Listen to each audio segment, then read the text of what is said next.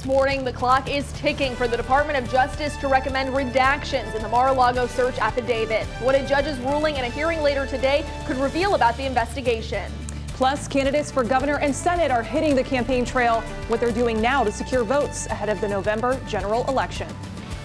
And a hot one this morning with some locations not even dropping below 80 degrees. I'm meteorologist Zach Covey. What this warm start means for your afternoon and beyond towards the weekend, that's next on CBS 12 News this morning.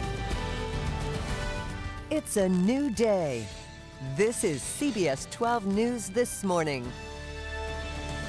And good morning. Thanks for starting your Thursday with us. I'm Danielle DeRoss in for Matt Lincoln. And I'm Sam Kerrigan, and you are going to feel the humidity when you step out the door this morning. Let's get right over to meteorologist Zach Covey with a look at that forecast. Yeah, and it's hot. It's humid. I'm not going to lie to you. The dew point in spots up to 79 degrees this morning. And for those of you that don't understand dew point, when we have dew points in the upper 70s, when we have dew points in the 70s at all, it is extremely muggy, extremely humid. Dew points in excess of 80 degrees are very uncommon anywhere on the earth outside of tropical rainforests. So again, 79-degree dew points, oof, yeah. You're going to step outside. You're going to feel that wet hug from the atmosphere this morning. Good morning to you in Vero Beach. Clear skies. It's 77 there with a 77-degree dew point. Look at West Palm at 83 and Boca at 84. They have held steady at those temperatures since 4:30 this morning. Could they drop? It's possible, but I mean, we're running out of time. The sun about to come up within the hour, and then we start to heat up. With those dew points in the 70s, feeling muggy, oppressive, just way too soupy outside this morning. You will notice that humidity.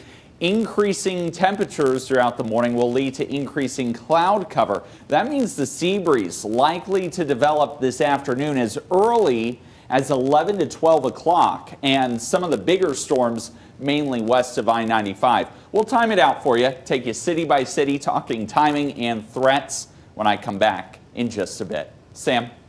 Thanks, Zach. 6:03 right now. Let's check on that drive on this Thursday morning. Southern Palm Beach County, you are looking good here. This is in Delray Beach. I-95 and the Turnpike near Atlantic Avenue are running smoothly. Right now, the Justice Department has hours to hand over its proposed redactions to the affidavit behind the warrant used to search former President Donald Trump's Mar-a-Lago resort. We're learning that back in May, the National Archives sent a letter to Trump's lawyers saying that an initial batch of 15 boxes retrieved from Mar-a-Lago held more than 100 documents with classification markings, totaling more than 700 pages, some top secret. And nearly 3 weeks ago, FBI officials removed an additional 11 sets of classified records from the former president's Palm Beach home. This morning, CBS 12's Kara Duffy is outside the federal courthouse in West Palm Beach. And Kara, there's a hearing later today that will determine what happens next. That's right, Danielle. The Department of Justice has until noon today to hand over a redacted version of that document. Now, in a court filing earlier this week, the judge stood by his decision that he made last week in which he rejected the DOJ's request to keep that affidavit completely sealed. The judge did, however, say that there is a possibility that the redactions could be so extensive that they'd result in a meaningless disclosure. So exactly what the public could learn today, that's still up in the air. The DOJ, though, maintains it has probable cause for this search. Meanwhile, the former president has until tomorrow to refine legal arguments in his request for a third-party attorney to oversee the review of evidence, which was collected from his Mar-a-Lago resort. Sam, Danielle. Kara, thank you. At 6:05 right now. Representative Charlie Crist and Governor Ron DeSantis are hitting the campaign trail in the race for governor. Crist made a stop at a popular breakfast restaurant in his hometown of St. Petersburg just hours after winning the Democratic nomination. Governor DeSantis, on the other hand, visited Tampa for his Free Florida tour. Crist, who previously served one term as a Republican governor for Florida, says Governor DeSantis has torn apart the state. I'm running against a guy who apparently hates democracy. He wants to tell every school board in the state what to do. He wants to tell every county commission in the state what to do. He wants to tell every woman in the state what to do. This guy has no compassion for people. Crist will have to sway some of the nearly 4 million unaffiliated Florida voters for the November election. Right now, registered Republicans outnumber registered Democrats in the state, but statewide races have often been close. Governor DeSantis was joined by Senator Marco Rubio in his Keep Florida Free tour in Tampa last night. The goal is to rally across the state and unite Republicans ahead of the midterm election. The governor says he plans to continue serving Floridians for another term. He never mentioned Crist by name, but rather criticized Democrats in general. It's sad that we're in a situation where if one election goes one way, then all of a sudden your entire state or a municipality, or depending on where you're at, could go all the way in the doldrums. But that's just where we're at. If you look at some of these leftist politicians that have been elected across the country, they get into power and they destroy these societies. Governor DeSantis and Crist will meet face-to-face in a gubernatorial debate on October 20th. Senator Marco Rubio also spoke in Tampa about what he hopes Republicans will be able to accomplish in the House if he's reelected in November. He also wasted no time in calling out his contender, Representative Val Demings, about her work in Congress. She's been in Congress, you never heard of her. She's never passed a single bill. I don't know how you do that. Not one. Not one single thing. I've passed more bills in like the last year and a half with a Democrat president and Democrat Congress. If Senator Rubio were to lose his seat, it would crush the Republicans' hopes of taking back the current 50-50 Senate. Senator Rubio's opponent, Val Demings, is also not wasting any time getting her general election campaign going. She plans to visit several cities on her bus tour across the state. Demings says that she's talking to voters about inflation, health care, and infrastructure. Both Demings and Rubio will face off in a Senate debate on October 18th. This morning, Florida's 22nd congressional district, covering Riviera Beach down to Delray Beach, is still too close to call. Businessman Dan Franzese has just a small lead over financial advisor Deborah Ademi.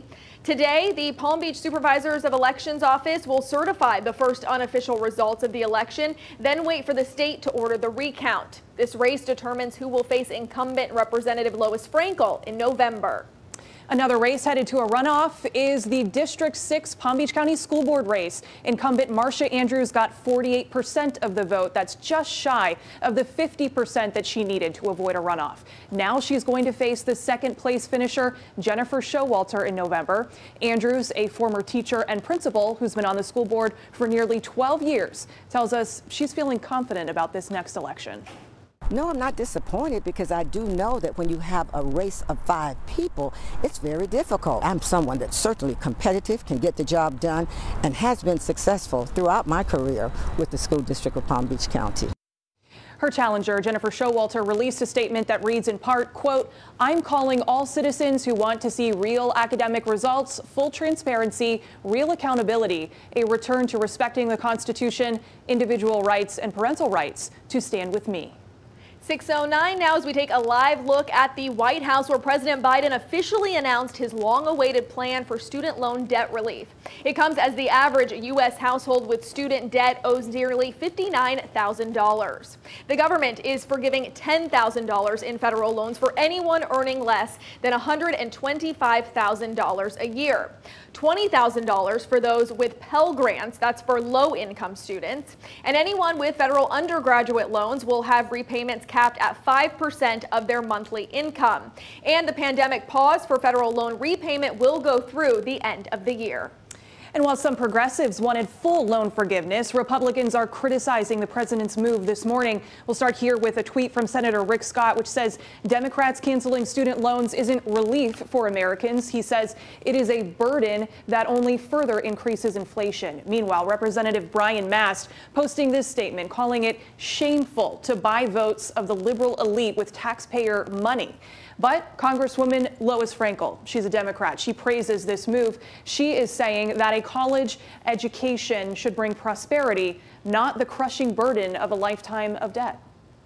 It is 6:10 right now. Jurors in the Parkland school shooter sentencing trial heard from Nicholas Cruz's former psychologist and neighbor, what they revealed about his behavior as a child.